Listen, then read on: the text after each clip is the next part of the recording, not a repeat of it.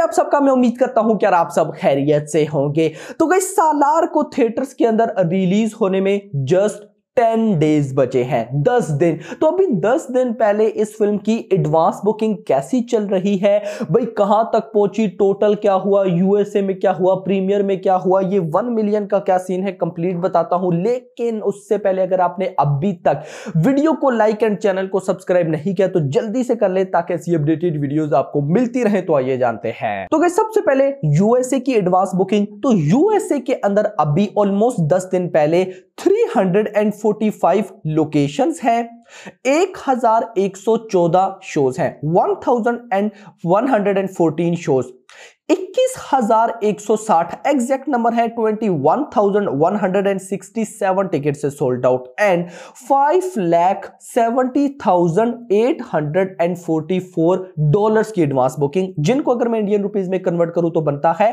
4.75 करोड़ रुपए। 4.75 करोड़ की just premiere day से एडवांस बुकिंग है 21 ऑफ दिसंबर की। अगर मैं आपको डे 1 की बताऊं यानी कि यूएसए डे 1, तो भाई 318 लोकेशंस हैं, 987 शोज हैं एंड 67,913 डॉलर्स की बुकिंग, इंडियन रुपीस में कन्वर्ट करूं तो 56 लाख रुपीस बनता है। इसके बाद यूएई के अंदर जो प्रीमियर है, प्रीमियर से 161 शोज हैं, 1573 टिकट से सोल्ड आउट एंड 83,000 दिरहम की एडवांस बुकिंग, जिनको अगर इंडियन रुपीस में कन्वर्ट किया जाए तो बनता है 18 लाख रुपए। ये प्रीमियर की है 18 लाख। अगर डे 1 का बताऊं तो 348 शोज हैं, 802 टिकट से सोल्ड आउट, 43,000 दिरहम की बुकिंग, 9 लाख रुपए बनता है। तो UAE premier plus day 1 total 34,000 dollars की बुकिंग, इंडियन रुपीस में कन्वर्ट करूं तो बनता है 28 लाख रुपीस। इसके बाद ऑस्ट्रेलिया 76 लोकेशंस हैं, 207 शोज हैं एंड 1,20,000 डॉलर्स की बुकिंग, 1 करोड़ के भाई साहब एडवांस बुकिंग। उसके बाद भाई साहब आ जाता है ऑफ कोर्स गल्फ का प्रीमियर जो शो है, प्रीमियर से 23,000 डॉलर्स की बुकिंग एंड डे 1 से 13,000 डॉलर्स की बुकिंग। टोटल अगर इंडियन रुपीस में कन्वर्ट करूं तो बनता है 30 लाख रुपए। न्यूजीलैंड के अंदर भी बुकिंग ओपन हो चुकी है लेकिन बिल्कुल स्लो, मतलब स्लो के अभी भी स्टार्ट हुई है, सिर्फ 1 लोकेशन 1 शो है एंड 52 डॉलर्स की बुकिंग है। अब अगर इस सब को मैं कैलकुलेट करूं तो भाई साहब ऑलमोस्ट यूएसए के अंदर प्रीमियर से 4.75 करोड़, फिर उसके बाद यूएई से ऑलमोस्ट 28 लाख रुपीस, ऑस्ट्रेलिया से 1 करोड़, यूएसए डे 1 से 56 लाख, उसके बाद गल्फ से और लगभग 30 लाख रुपए। तो गाइस ये अगर मैं कैलकुलेट बनता हूं तो ये कैलकुलेट होकर सारा बनता है ऑलमोस्ट 7.5 करोड़ रुपए। बट जो ऑफिशियल नंबर्स आए हैं वो ये है कि प्रीमियर प्लस डे 1 से 9,60,000 डॉलर्स की एडवांस बुकिंग हो चुकी है, 9,60,000 डॉलर्स की बुकिंग, जिनको अगर इंडियन रुपीस में कन्वर्ट किया जाए तो बनता है 8.02 करोड़। यानी कि सालार की अभी 10 दिन पहले 8 करोड़ की एडवांस बुकिंग हो चुकी है प्री सेल्स प्लस डे 1 से। अब आपका सवाल होगा कि ये 1 मिलियन डॉलर्स का क्या सीन है, तो ये पूरे वीकेंड की है, यानी कि ये फिल्म फ्राइडे को रिलीज हो रही है, तो फ्राइडे सैटरडे संडे तीनों दिनों की अभी तक 1 मिलियन प्लस डॉलर्स की ओवरसीज से एडवांस बुकिंग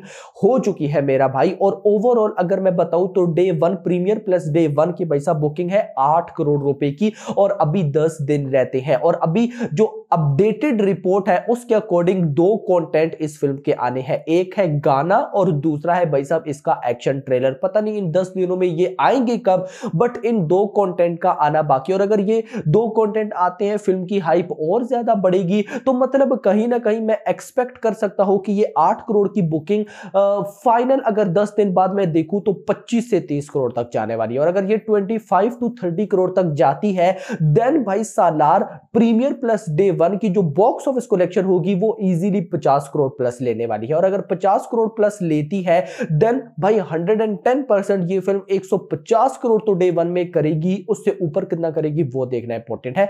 बाकी सिर्फ डिपेंड हो रहा है इन दोनों फिल्म के रिव्यूज पर। अगर डंकी की रिव्यूज पॉजिटिव हुए तो वो लॉन्ग टाइम चलेगी, अगर सालार की रिव्यूज पॉजिटिव हुए तो वो भी चलेगी, अगर दोनों के रिव्यूज पॉजिटिव हुए तो दोनों चलेगी, और अगर दोनों के रिव्यूज नेगेटिव हुए तो भाई दोनों उड़ जाएगी, क्योंकि एनिमल इनके साथ साथ ही है। वैसे भी अभी ये दोनों मूवीज ना बड़े डेंजरस मोड पर खड़ी है, क्योंकि गाइस दोनों फिल्म के ही ना अगर हम बात करते हैं हीरोज की, तो सालार के अंदर प्रभास है और डायरेक्टर प्रशांत नील है, दोनों ही बाप लेवल। सेम अगर मैं भाई साहब डंकी पे चला जाता हूं तो शाहरुख खान एक ही साल दोनों movies 500 crore plus, 1000 crore plus, फिर साथ डायरेक्टर, वो डायरेक्टर जिसकी 15 से 20 साल पहले की फिल्म्स भी अगर हम अभी देखें तो वो ऐसे लगता है जैसे फर्स्ट टाइम देख रहे हैं, तो वो डायरेक्टर भी बाप लेवल। यानी कि वो पहले वाले सिनेरियोज वाले क्लैश नहीं है, जैसे कि अभी इस साल की अगर मैं आपको क्लैश बताऊं तो भाई गदर 2 एंड OMG 2 का क्लैश था, नहीं वो कोई क्लैश नहीं बनता था। ये सेम अभी अगर एनिमल एंड सैम बहादुर है तो नहीं क्लैश नहीं बनता, क्योंकि गाइस एक मूवी की पन्ना भारी होता है और एक का कम होता है। देखो ना सैम बहादुर,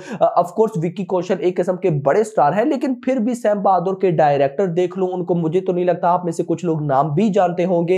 एनिमल एक किस्म की बाप level film, Ranbir Kapoor, Sandeep Reddy, Vanga, Bobby Deol. Same अगर गदर 2 में जो सनी देओल सीक्वल और OMG 2 अक्षय कुमार जिनकी लाइन वाइज इतनी फ्लॉप है, और OMG 2 की भी डायरेक्टर मुझे नहीं लगता आप में से किसी को, बहुत कम लोगों को पता होंगे। लेकिन यहां पर भाई साहब ये एक ऐसा क्लैश है ना सालार वर्सेस डंकी, जिसका भाई एक एक चीज सबको पता है, इवन कि मुझसे ज्यादा आप लोग जानते होंगे। इवन के बच्चे से भी पूछो कि भाई साहब डंकी किसकी फिल्म है तो वो कहेगा शाहरुख खान की। बच्चे से भी पूछो कि भाई तुम्हें पता है सालार आ रही है, वो तो वो कहेगा कि हाँ भाई मुझे पता है प्रभास की फिल्म है। यानी कि इतना हाइप है ना इन दोनों फिल्म की कि इन दोनों फिल्म्स को ना सिर्फ अब एक ही चीज बचा सकती है और वो है रिव्यू। अगर तो भाई साहब सालार की रिव्यू पॉजिटिव हो तो फिल्म चलेगी, अगर डंकी की रिव्यू पॉजिटिव हो चलेगी। और हाँ अगर गलती से एक भी इन दोनों में से फिल्म की रिव्यू नेगेटिव है, लेट सपोज अगर मान लेते हैं डंकी की रिव्यू नेगेटिव है, सालार को मौका मिल जाएगा, और अगर सालार की रिव्यू नेगेटिव है डंकी को मौका मिल जाएगा, तो कहीं ना कहीं बहुत डेंजरस सीन है, बहुत ज्यादा डेंजरस सीन। सो अब देखते हैं कि ये लोग क्या करते हैं, फाइनल नंबर्स कितने निकल कर आते हैं। बाकी अभी 15 तारीख को इंडिया के अंदर भी बुकिंग स्टार्ट हो जाएगी।